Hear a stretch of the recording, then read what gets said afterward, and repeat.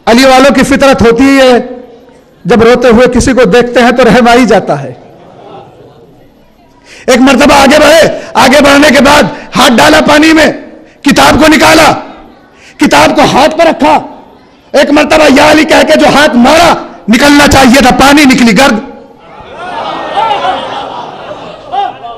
پھر شمس تبریز آگے بڑھے, کتاب کو پانی سے نکالا, ہاتھ پر رکھا, یا علی کہہ کے جو ہاتھ مارا, نکلنا چاہیے تھا, پانی نکلی گرد.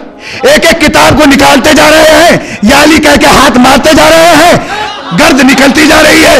ایک مرتبہ مولانا روم حیران و پریشان ہو گئے. حیران و پریشان ہونے کے بعد کہا ما ھذا, یہ کیا ہے؟ شمس تبریز نے کہا یہ تمہاری سمجھ میں آنے والا نہیں.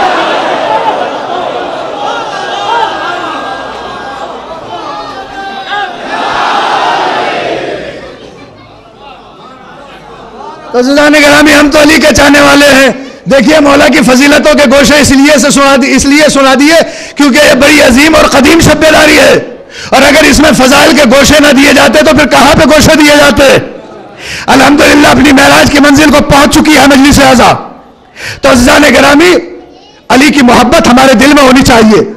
دین کو سمجھے تاکہ ہم فطرت بیدار کریں, اور جب فطرت بیدار ہوگی تو اللہ کی عبادت کرنے لگیں گے. تو پنجتین عقیدہ رکھنا ہمارے اوپر واجب ہے.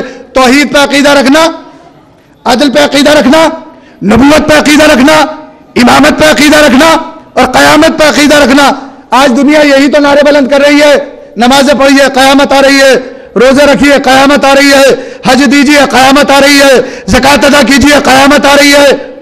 تو عزیزان گرامی, وہ اور ہیں جو قیامت کی وجہ سے نمازیں پڑھتے ہیں, وہ اور ہیں جو قیامت کے خوف سے روزے رکھتے ہیں.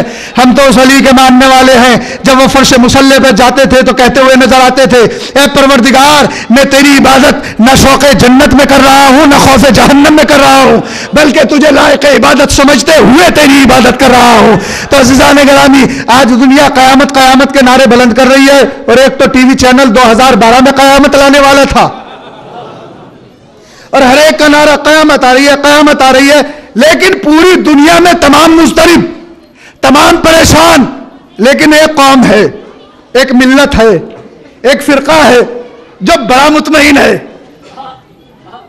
جگہ جگہ بم وسفوٹ ہو رہے ہیں, اسی طریقے سے فرش اعضا بچھ رہی ہے. شیعہ قتل کیے جا رہے ہیں, اسی شان کے ساتھ جلوس نکل رہے ہیں.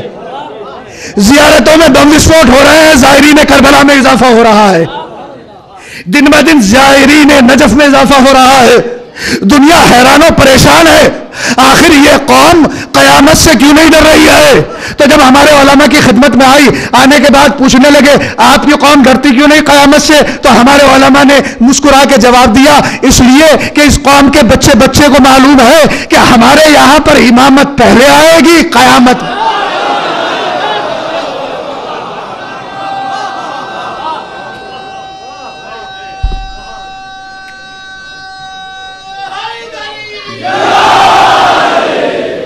آخری مجمع تک ہاتھ بلند ہو گیا الحمدللہ. تو عزیزان گرامی, امامت پہلے آئے گی قیامت بعد میں آئے گی. ہمیں ڈرایا جا رہا ہے قیامت سے, ہمیں ڈرایا جا رہا ہے موت سے. عزیزان گرامی, علی کے چاہنے والے موت قیامت ویامت سے نہیں ڈرتے, اس لیے کہ عزیزان گرامی در اہل بیت پر جب موت آتی ہے تو وہ ہلاکت بن کے نہیں آتی, شہادت بن کے آتی ہے. ہلاکت بن کے نہیں آتی, شہادت بن کے آتی ہے. اور ایک ہمیں یہ بھی زوم ہو گیا ہے کہ ہم عزاداری کی حفاظت کر رہے ہیں, ہم جلوسوں کی حفاظت کر رہے ہیں. یہ ہماری خام خیالی ہے عزیزان گرامی. ہم عزاداری کی حفاظت نہیں کر رہے ہیں, عزاداری ہماری حفاظت کر رہی ہے. اس کی حفاظت تو وہ کر رہا ہے جو پردہ غیب میں بیٹھا ہوا ہے. باواز بلند صلوات ارشاد فرمائے نا.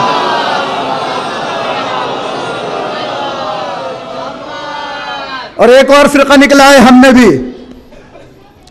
جو نماز کو عزاداری سے ٹکرا رہا ہے, عزاداری کو نماز سے ٹکرا رہا ہے. دیکھیے مقابلہ وہاں پہ ہوتا ہے جہاں پر حق اور باطل ہو, نور اور ظلمت میں مقابلہ ہوگا, نور سے نور کا مقابلہ نہیں ہوگا.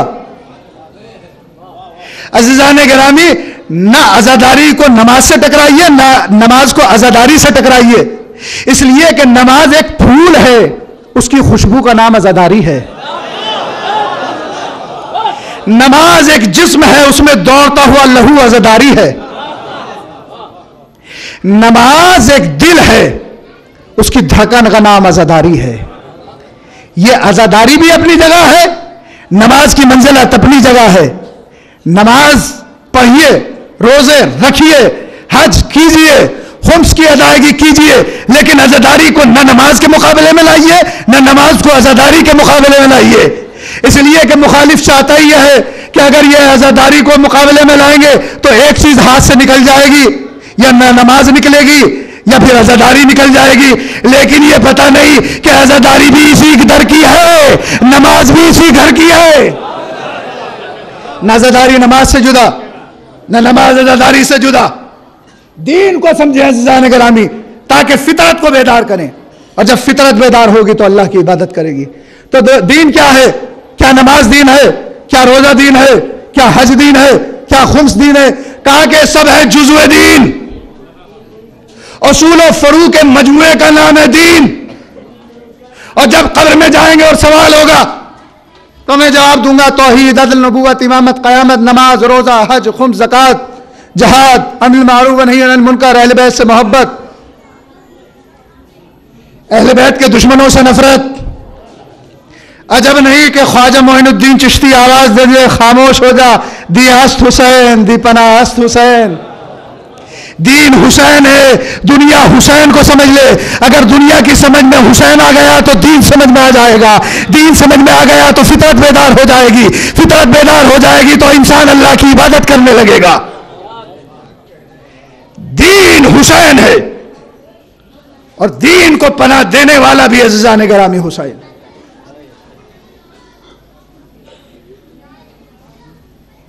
اس لیے کہ حسین ابن علی نے صبح عاشور سے عصر عاشور تک 72 قربانیاں دے کر دین کو بچایا ہے.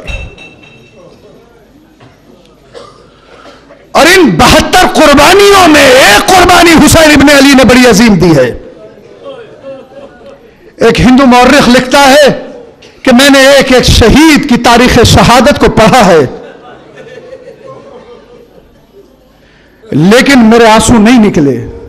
میں نے حر کی شہادت کو پڑھا، پسر حر کی شہادت کو پڑھا، حبیب کی شہادت کو پڑھا، یہاں تک کہ میں نے اون محمد کی شہادت کا مطالعہ کیا. میں نے غازی عباس کی شہادت کو بھی پڑھا. حد یہ ہے کہ میں نے شہزادہ علی اکبر کی شہادت کو بھی پڑھا، لیکن میرے آنکھوں سے آنسو نہیں نکلے.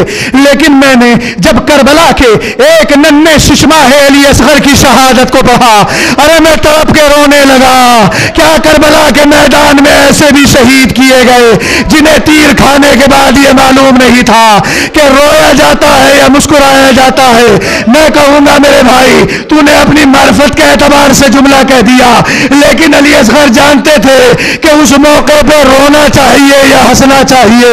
جزاک اللہ خیر الجزا. پروردگار کوئی غم نہ دے سوائے غم سرکار سید الشہداء کے. اس لیے کہ یہ شب بیداری شہزادہ علی اصغر اور اسیران کربلا کی یاد میں منعقد کی جا رہی ہے. کون شہزادہ علی اصغر ہے؟ وہ شہزادہ علی اصغر کہ کربلا میں جسے 2 مرتبہ شہید کیا گیا.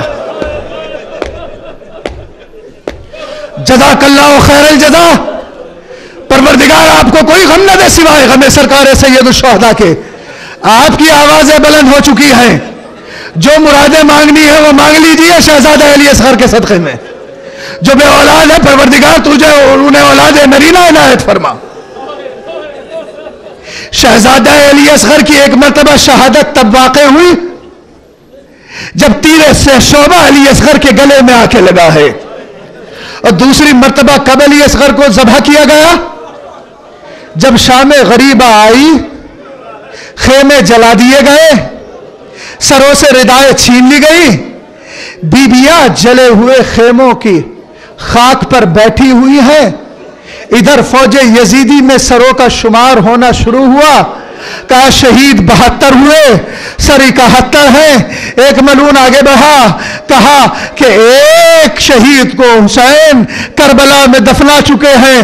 ملعون کہتا ہے میں اس کا سر چاہتا ہوں. ارے ملعون مقتل میں آیا نیزہ لیتا ہوا. ایک مرتبہ فضہ نے اس منظر کو دیکھا اور ایک مرتبہ کہتی ہے فضہ اے رباب تیرے بچے کی خیر.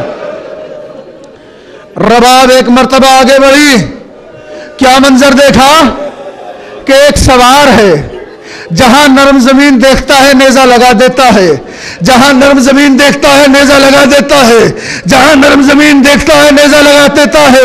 एक मर्तबा रबाब ने क्या देखा, परवरदिगार किसी भी माँ को यह मंजर न दिखाए, अब जो नेजा लगाया जमीन में, अरे नेजा खाली नहीं आया, अरे अली असगर का लाशा, अरे मलून ने बालों को पकड़ा, खंजर को निकाला, सरो तन में जुदाई की, जज़ाकल्लाहु खैरल जज़ा।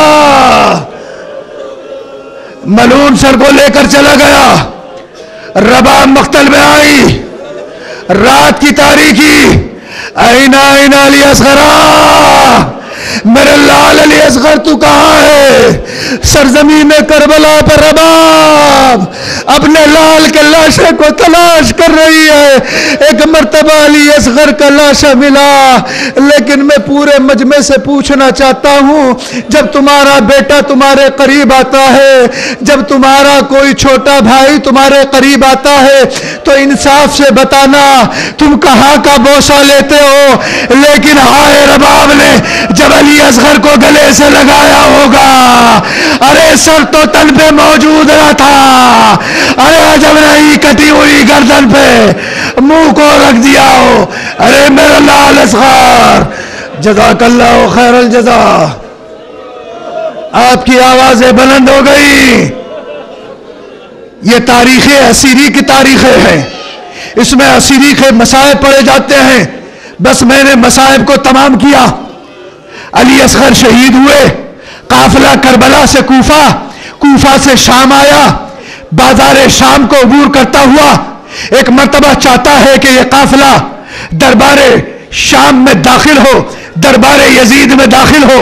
वो शहजादी ज़ैनब, वो रबाब, वो सकीना, वो उम्मे कुलसूम के जिसने हर मंजिल पर सब्र किया है, लेकिन जैसे ही ये काफिला दरबारे यजीदी में दाखिला होना चाहता है, इस काफिले का, एक मर्तबा शहजादी ज़ैनब रुक गई, रबाब को करीब बुलाया, सकीना को करीब बुलाया, उम्मे कुलसूम को करीब बुलाया, और बुलाने के बाद कहा कि मैं बद्दुआ के लिए हाथ बुलंद करती हूं, तुम आमीन कहना। एक मर्तबा आबिद बीमान ने हाथों की हथकड़ियों को संभाला, बेड़ियों को संभाला, करीब आए। फूफी जान, एक मर्तबा बागबा के चेहरे पे भी निगाह डाल लीजिए। एक मर्तबा बहन ने अपने भाई के चेहरे पे निगाह डाली, अरे हुसैन की आंखों से अश्कों का सैलाब रवां दवा था। बहन समझ गई कि अगर बद्दुआ कर दी हुसैन का मकसद फात हो जाएगा। अरे ज़ैनब के लिए बड़ी सख्त मंजिल थी, 700 कुर्सी नशीन हबशी गुलाम, नंगी तलवारें लिए हुए, शराबी का दरबार। मैं अपने मोहतरम मजमे से एक सवाल करना चाहता हूं, अगर मैं कभी याद आ जाऊं इस तसव्वुर में, तो मेरे हक में दुआ कर दीजिएगा। कौन सा पत्थर दिल ऐसा है जो न रोए, कौन सी आंख ऐसी है जिससे अश्क रवाना हो। पूरे मजमे से इंसाफ चाहता हूं, जहां जहां तक मेरी आवाज आ रही है, इंसाफ से बताइए कि अगर मेरी बहन या आपकी बहन या आपकी बेटी या आपकी मां या आपकी फूफी किसी बाजार से गुजर रही हो और उसके सर से कोई रिदा हटा ले, तो आपकी क्या हालत होगी। अरे लाखों सलाम हो मेरे गैरतमंद इमाम पर, अरे जिसके हाथों में हथकड़ियां थी, अरे जिसकी निगाहों के सामने अहले हरम को दरबारे यजीद में ले जाया जा रहा था। अरे सैदानियों ने जनाब ज़ैनब को अपने हल्के में ले रखा था। जनाब ज़ैनब ने एक मर्तबा या अली कहकर अरे दरबारे यजीद में कदम रखा। एक मलून आगे बढ़ा, तारुफ कराना शुरू किया, हाज़े उम्मे कुलसूम, हाज़े रुक़ैया, हाज़े सकीना। एक मर्तबा मलून कहता है यजीद, मैं अली की शेर दिल बेटी ज़ैनब से कलाम करना चाहता हूं। घर की कनीज फिजा आगे बढ़ी, ए यजीद तेरी ये मजाल, एक कनीज के होते بیٹھے ہوئے تو علی کی بیٹی سے کلام کرے. یزید نے کہا یہ معظمہ کون ہے, اس کے تازیانے لگاؤ. ایک ظالم تازیانے کو لہراتا ہوا, ارے ظالم تازیانے کو لہراتا ہوا ایک مرتبہ فضا کی طرف بڑھا. جب فضا کی طرف بڑھا ہے ملعون, جناب زینب اس منظر کو دیکھ رہی ہے. فضا نے ایک مرتبہ دربار کو دیکھا, دربار میں کھڑے ہوئے حبشی غلاموں کو دیکھا جن کے ہاتھوں میں ننگی تلواریں تھی. ایک مرتبہ فضا کہتی ہے اے حبش کے غلاموں, تمہاری غیرت کو کیا ہو گیا؟ تمہارے قبیلے کی ایک عورت کے تازیانہ لگ رہا ہے, تم کھڑے ہوئے دیکھ رہے ہو. حبشی غلام ننگی تلواریں لے کر یزید کے مقابلے میں آ گئے. اگر ہمارے قبیلے کی عورت کے ایک بھی تازیانہ لگا, دربار میں خون کی ندیاں بہ جائیں گی. اس منظر کو جناب زینب نے دیکھا. ایک مرتبہ دریا کا رخ کیا, اے بھیا عباس,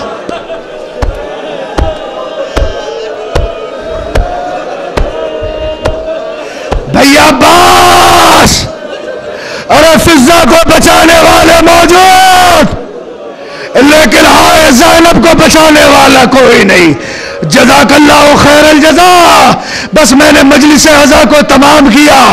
ارے زندان شام میں قافلہ پہنچا, رہائی ملی, فرش عزا بچھا دی, اور جب فرش عزا بچھا دی گئی تو عزیزان گرامی اب جناب زینب قیامت کی منزل ہے. عزیزان گرامی بس مجلس رحمت کو میں تمام کر چکا ہوں. اب ایک مرتبہ جناب زینب نے فرش عزا کو بچھایا, شام کی عورتیں آ رہی ہیں, پرسہ پیش کر رہی ہیں. وہ وقت بھی آیا جب تبرکات آنے شروع ہوئے. سکینہ کی چادر آئی, رباب نے آگے بڑھ کر لی, خون میں ڈوبا ہوا علم آیا, شہزادی نے آگے بڑھ کر لیا. جھولے کی جلی ہوئی کچھ لکڑیاں, رباب آگے بڑھی.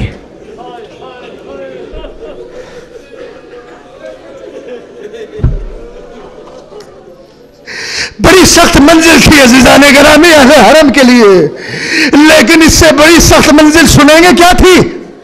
جب تبرکات آ گئے نا, اس کے بعد سرائے شہداء آنے شروع ہوئے. ایک ایک بی بی آگے بڑھی, اپنے وارث کے سر کو لیتی رہی. ایک کمسن شہزادے کا سر آیا, رباب نے لیا, سیدانیوں نے پرسہ پیش کیا. عزیزان گرامی پروردگار آپ کو کوئی غم نہ دے سوائے غم سرکار سید الشہداء کے. ایک مرتبہ اونو محمد کے سر آئے, جناب زینب آگے بڑھی, اونو محمد کے سر کو لیا. بیویوں نے حصار کیا, ماتم کرنا چاہا, پرسہ دینا چاہا. جناب زینب نے کہا نہیں بیویوں, مجھے پرسہ قبول نہیں ہے, ماتم میں اپنے بھائی پہ کروں گی. اونو محمد کے سروں کو لیا, ایک گوشے میں لے جا کر رکھ دیا. علی اکبر کا سر آیا, لیلا آگے بڑھی, چاند کا ٹکڑا, سیدانیوں نے پرسہ پیش کیا. لیکن عزیزان گرامی جتنا رو سکتے ہیں تو رو لیجئے گا. ایک مرتبہ ایک سر اور آیا, بیویاں ہیں, میری طرف دیکھیں, بیویاں ہیں, سر آیا, کوئی بیوی آگے نہ بڑھی. جناب زینب آگے بڑھی, تش کو لیا, سر کو دیکھا, بیویوں نے سر کو دیکھا. میری شہزادی زینب اس سر کو لے کر اپنے بھتیجے عابد بیمار کے قریب آئی, جن کے ہاتھوں میں اب ہتھکڑیاں نہیں ہے, پاؤں میں بیڑیاں نہیں ہے, گلے میں خاردار توخ نہیں ہے. ایک مرتبہ کہا میرے لال ذرا قریب تو آؤ, یہ دیکھو یہ اونو محمد کا سر ہے, یہ اکبر کا سر ہے, یہ قاسم کا سر ہے, یہ علی اصغر کا سر ہے. ہم نے ایک ایک سر کو پہچان لیا, لیکن میرے لال یہ کس کا سر ہے جسے ہم پہچان نہیں پائے. ایک مرتبہ میرے امام نے ارے سرو سینے کو پیٹا, اے پھوپھی جان آپ پہچان نہیں پائی, یہ میرے چچا عباس کا سر ہے. ارے جب لو کے نیزہ کی بلندی پہ بلند نہ ہوا, ارے ظالموں نے ایک کان سے رسی کو واپس کیا، دوسرے کان سے نکالا، ارے گھوڑے کی گردن میں، ارے گھوڑا جب چلتا تھا، ارے میرے چچا کے چہرے کی کھال، ولعنت اللہ علیہ۔